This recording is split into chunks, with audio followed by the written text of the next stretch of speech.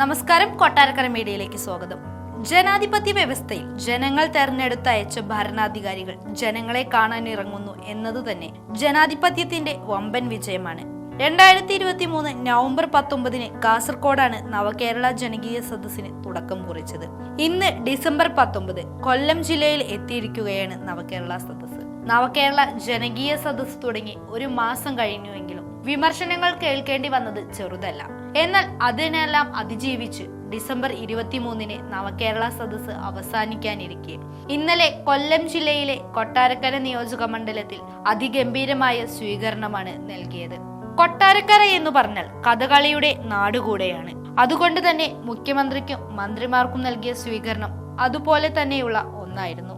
കഥകളിയുടെ നാട്ടിലെത്തിയ ഇടതു സർക്കാരിനെ കഥകളിയുടെ ഉപഹാരം നൽകിയിരുന്നു.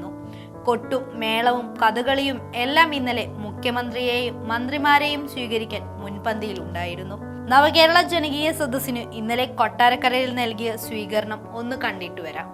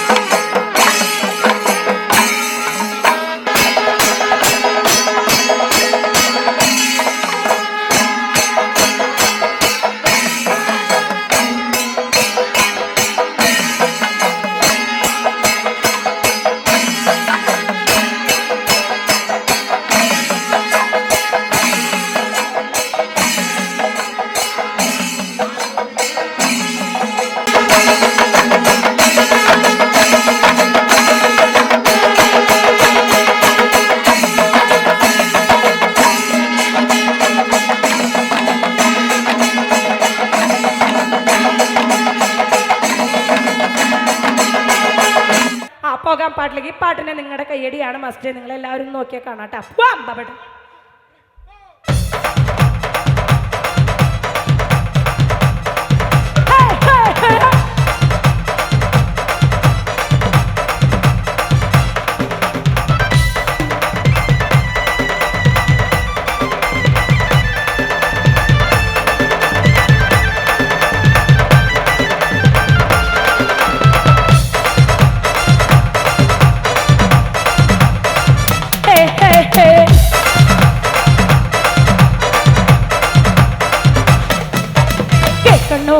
പ്രിയ കൂട്ടരെ, അവൾ കൊഞ്ചി പറഞ്ഞ കഥ, അവൾ കൊഞ്ചി കൊഞ്ചി പറഞ്ഞ കഥ.